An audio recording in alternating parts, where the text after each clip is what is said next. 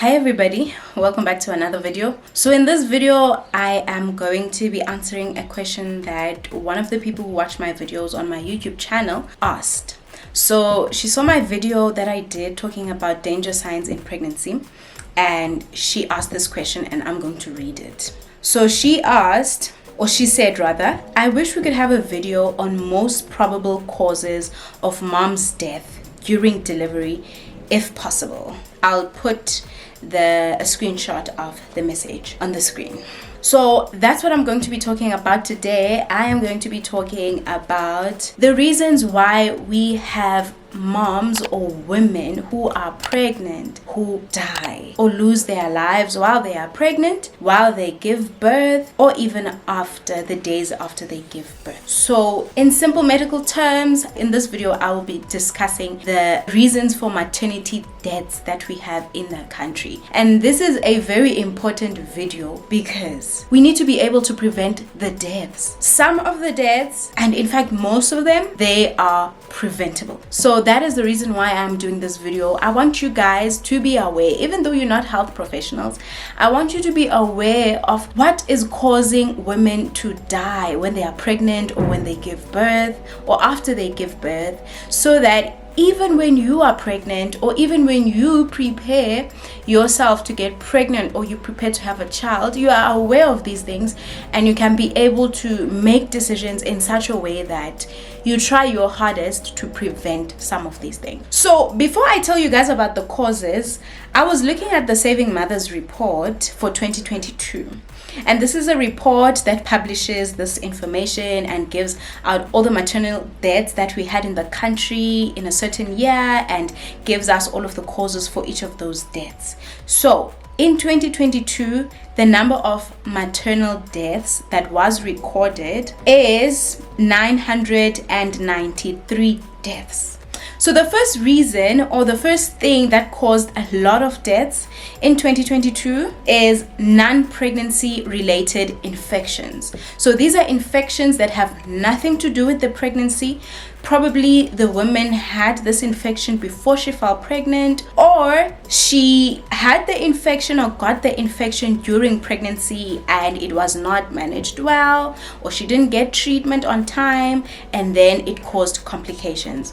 And one of these non-pregnancy related infections that are causing a lot of our moms to die here in South Africa is AIDS. And this accounted for 180 deaths among this 993 total deaths. So that's a whopping 18.6% of the total deaths. So this one is the most leading cause of death, of maternal deaths. And the second thing was hypertensive disorders. So hypertensive disorders, it's everything surrounding high blood pressure. Whether you had chronic high blood pressure before you fell pregnant and then you got pregnant and then your high blood pressure started to not be controlled, or you developed high blood pressure in pregnancy, which is pregnancy related, and it probably progressed to something like preeclampsia and a lot of the other conditions that are caused by high blood pressure. So those are the hypertensive disorders, and these ones, they accounted for 166 of the total deaths. So this is 17.1% of the total deaths. And the third thing that caused maternal deaths is obstetric hemorrhage. So obstetric hemorrhage is bleeding that is caused by you being pregnant. So this could be bleeding that happened early in your pregnancy, maybe due to an ectopic pregnancy or due to a miscarriage, or it is bleeding that happened just before you went into labor, or bleeding that happened right after you gave birth, which we call postpartum hemorrhage. So that covers all of the bleeding disorders in pregnancy. So therefore, that is why vaginal bleeding, I even mentioned in my previous video, it is one of the danger signs in pregnancy. And hypertensive disorders are also very, very important. That's why having an excessive headache is such a serious danger sign, because it could be that your blood pressure is very high and it is dangerous for you and your baby. And then the The fourth cause of maternal deaths, according to the Saving Mothers report, was medical and surgical diseases, and mostly this was caused, according to the report, was caused by cardiac conditions. So this accounted for 140 of the total cases, which is 14.4%. And the fifth cause of maternal deaths is early pregnancy complications. So this is complications from having an ectopic pregnancy or complications from having a miscarriage, and this accounted for 97 deaths, which is 10% of the total amount. So this fifth point of ectopic and miscarriage, early pregnancy complications, this one is not just the death resulting from just the bleeding, but it's the complications that are arising from having an ectopic pregnancy. If you have an ectopic pregnancy and you don't realize it, and the pregnancy ruptures in your tubes, where your pregnancy is not supposed to be. A pregnancy is supposed to be in the uterus, in your womb, but sometimes it goes and implants itself in your tubes. When it's there and you don't know about it because you're not aware that you are pregnant, and then it ruptures, it can cause a whole lot of complications for you, especially if it's not managed early. So this is why we have this cause, these early pregnancy complications, also being a cause of maternal deaths. And then the sixth cause of maternal deaths, this one was the one that accounted for a lower number. It's the anesthetic related maternal deaths. So anesthesia, you get it if you're going to have a cesarean section. If you give birth naturally, you're most likely not going to get an anesthetic. So this one is from the deaths that were from cesarean sections. It's anesthetic related causes. And then one thing that I want to mention before I close off this video quickly, the majority of the deaths, 88.2% of all of these deaths, were in the public sector. That's a very important point. So there you have it. Those are the reasons for the maternal deaths here in South Africa, according to the Saving Mothers Report 2022. It's a very, very sad thing that should not be happening in this day and age because we have so much information.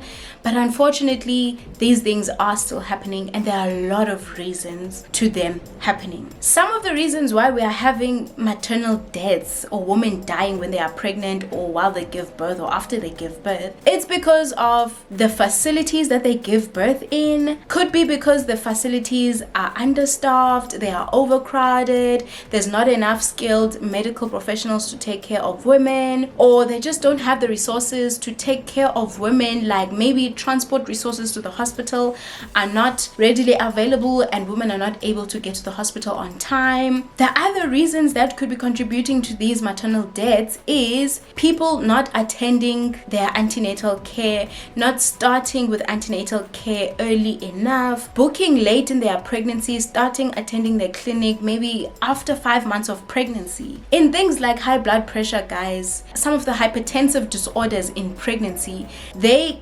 come when you are more than 5 months pregnant or early after the 5th month of pregnancy.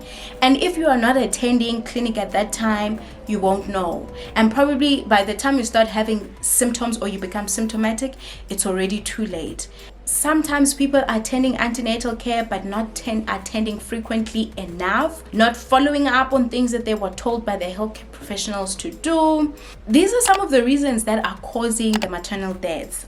When it comes to things that have to do with the structure of hospitals and the staffing and all of that, that is a government thing that the government needs to work on and solve. But when it comes to the things that have to do with yourself as the pregnant woman having to take responsibility for your care, attending clinic early, attending all your visits, following instructions that you are giving by your healthcare providers, those things are your responsibility. Your healthcare providers can try and empower you and teach you and let you know everything that needs to happen, but at the end of the day, you are responsible for your health and you also need to act in order to prevent some of these things. So that's why I just wanted to just do this video quickly. It's very important for you to start attending antenatal care very early when you find out that you are pregnant. Preferably go and get yourself checked out as soon as you miss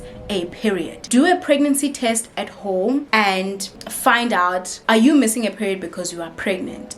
And if you are pregnant, or even if the pregnancy test is negative and you're not sure, it's better to always go and consult with the doctor and do a scan and do blood tests to be sure whether you are pregnant or not, so that if you are pregnant, you can start your antenatal care immediately. You can start taking antenatal supplements. You can be educated about the danger signs to look out for in pregnancy, and you can be able to get all the necessary checks done, so that if you are HIV positive, remember, non-pregnancy related infections, HIV being one of them, it's one of the leading causes of maternal deaths. So you need to know your HIV status. You need to know your HIV status. You need to be on treatment if you are HIV positive to decrease your viral load, so that you don't have a lot of viruses that end up overwhelming your immune system.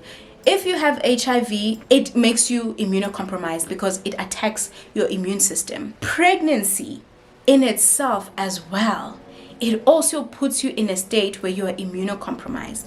So now imagine HIV and pregnancy coming together. You are already immunocompromised, maybe because you're infected with HIV, but you're not on treatment. Now you become pregnant, your body goes through a heavy burden, and then that will cause your disease to just progress so quickly, especially if you're not on treatment. So very important, HIV tests are very important whether you are pregnant or you are not pregnant. The second leading cause, hypertensive disorders. It's important for you to know before pregnancy, do you have high blood pressure or do you not?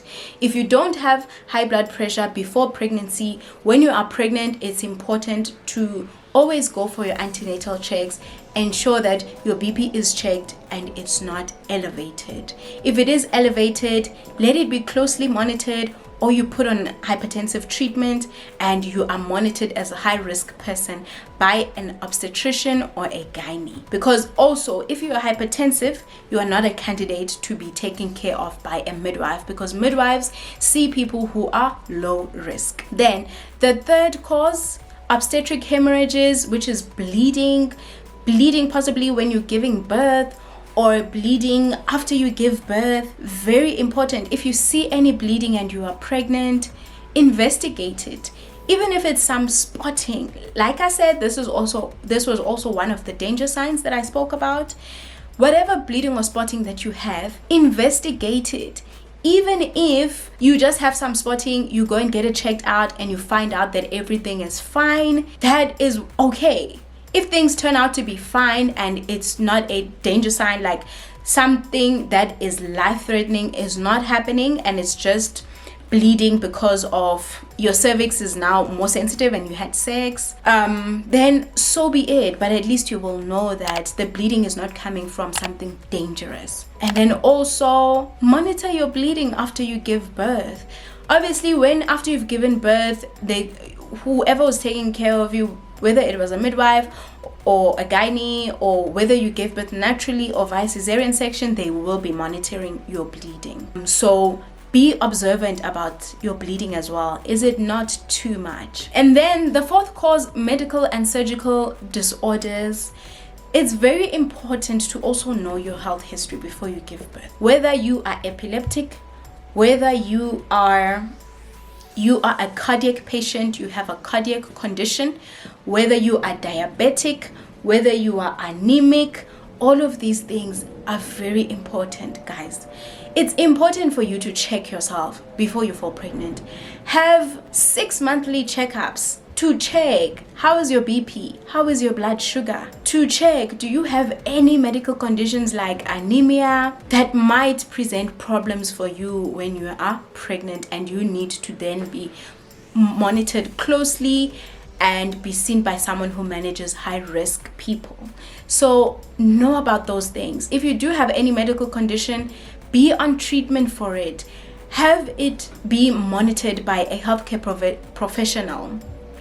And before you fall pregnant or before you conceive, make sure you discuss with your doctor who's taking care of you for that medical condition. Discuss it. Would it be a good idea to fall pregnant now?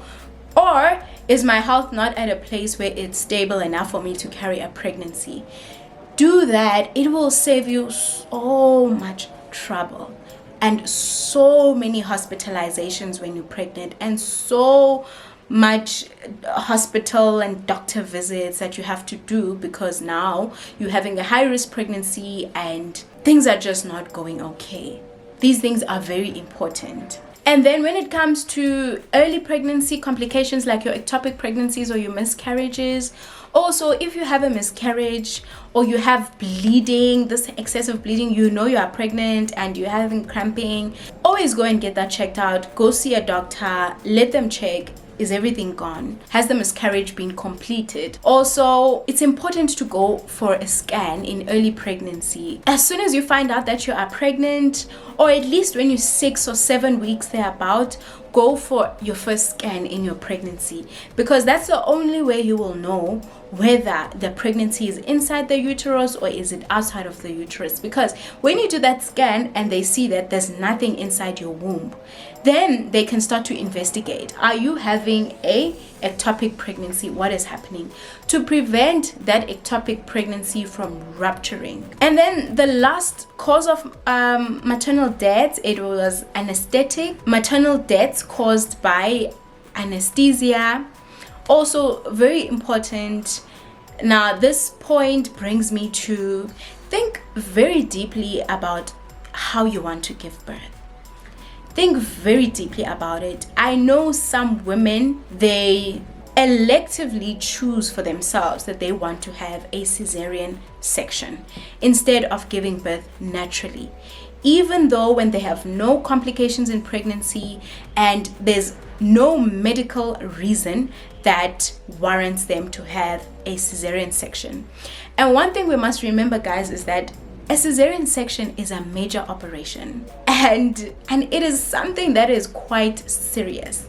So perhaps women need to start thinking about, if they don't need and there's no like absolute reason for them to have cesarean sections, maybe women can start considering not having elective cesarean sections, because since it's a major operation, it does not go without risks and side effects, some of them being lifelong. So think about it carefully when you are met with that decision of how you want to give birth to your baby.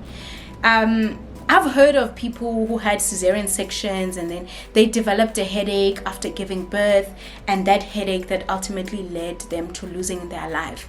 And it's so sad, because such deaths, maybe they could have been prevented. I mean, obviously we cannot control everything. Sometimes, guys, things happen, and no matter what we try and do to prevent it, it just happens.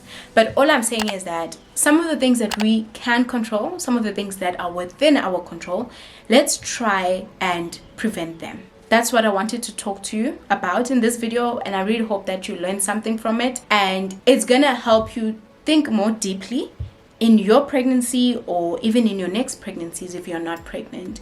Please share this with everyone that you know is pregnant. I think they will benefit from it. And yeah, if you have any video suggestions, drop them for me in the comment section and I'll have a look at them. Thank you so much. See you on my next video.